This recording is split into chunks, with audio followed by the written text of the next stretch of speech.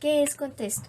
La noción del contexto se define de diferentes formas y es compleja en sí misma y en relación con el texto, ya que esta relación no se limita al texto, sino que también va más directamente con los interlocutores y con su situación comunicativa.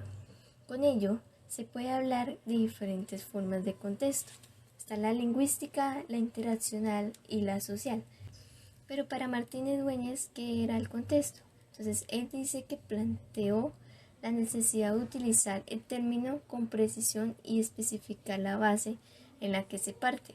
Con él sitúan el origen y desarrollo de este concepto dos precisiones importantes para abordarlo, donde la primera es la necesidad de distinguir entre el uso del contexto lingüístico y del contexto situacional, o también se podría decir del uso del lingüístico del contexto frente al uso no lingüístico del contexto.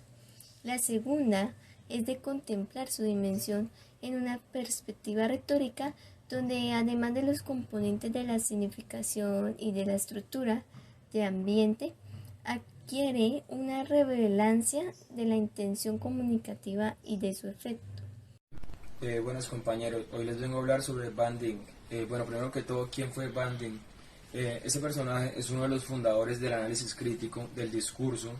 Aparte de eso, fue un gran fundador y editor pues, de varias revistas que son de suma importancia, como lo es Discursos Estudios.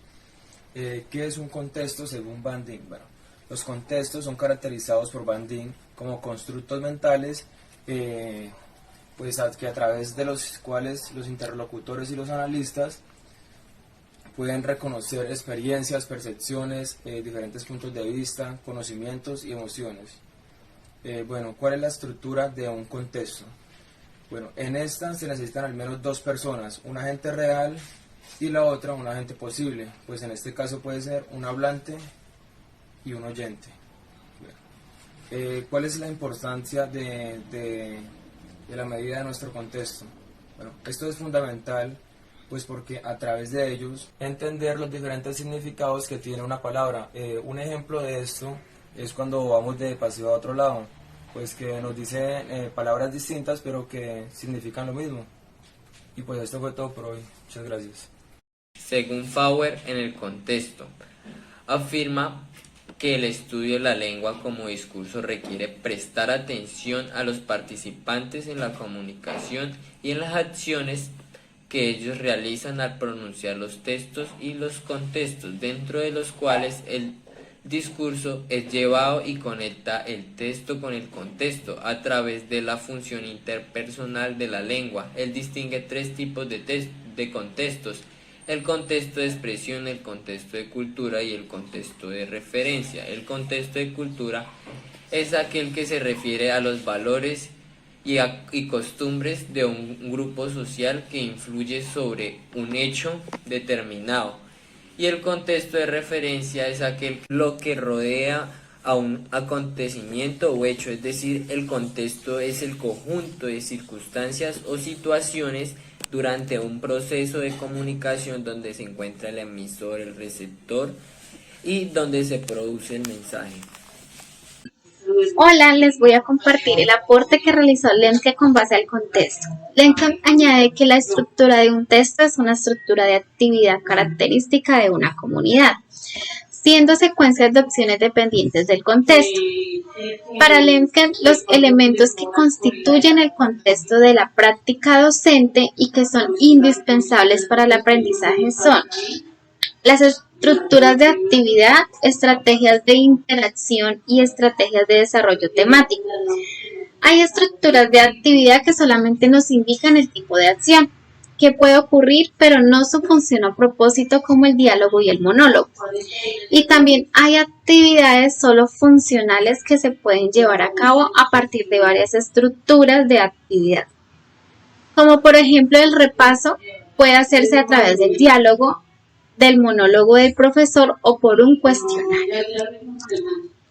Holiday, Magistos y Stevens utilizan una teórica fórmula para dar ejemplo de los factores situacionales que determinan el texto.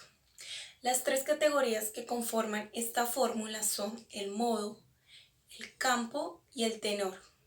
campo hace referencia a la acción social o al tema que se está manejando y que está generando el texto, incluyendo las intenciones o propósitos que tenga el hablante o el escritor. Es decir, que campo es el contenido o el área de interés central de la situación. Tenor es la relación entre los participantes que ejercen la comunicación y su tipo de interacción. Esta puede abarcar una relación íntima, muy formal, informal, permanente o temporal, por lo que el tenor puede ser definido como el ambiente personal del texto y es importante para el estudio de la conversación. El modo es usado como canal de comunicación, la manera en la cual el contenido es comunicado. Este puede ser hablado, escrito, improvisado, preparado, etc. Al mismo modo, hace referencia al género o modo retórico del texto, como persuasivo, narrativo, didáctico, etc. Todo ello influirá en la organización del texto, su vocabulario y su gramática, de manera que trata de la función del texto en el evento comunicativo. Estas categorías, campo, tenor y modo, son más determinantes del texto que incluyentes en el texto y constituyen el registro con unos determinados rasgos lingüísticos asociados a unos determinados rasgos situacionales. El género o el modo retórico es también un vocabulario o cómo uno organiza su lengua para hablar. El registro pues es el campo, el tenor y el modo que conectan ese registro y permiten variar la lengua. También para él destacó 3 funciones muy importantes, que fue la función conceptual, que consiste en la expresión de contenido.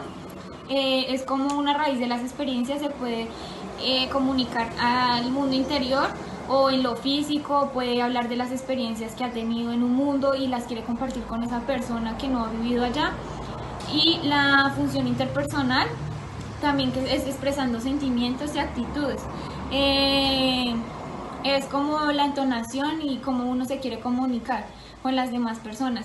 Y la función textual es dar al texto significado, organización, continuidad y formación y énfasis en un tema específico.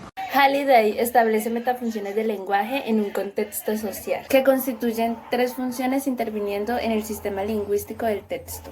Función conceptual es la expresión del contenido. Función interpersonal es el uso de la lengua para interactuar con otros. Función textual es el uso de los recursos que la lengua posee para crear textos.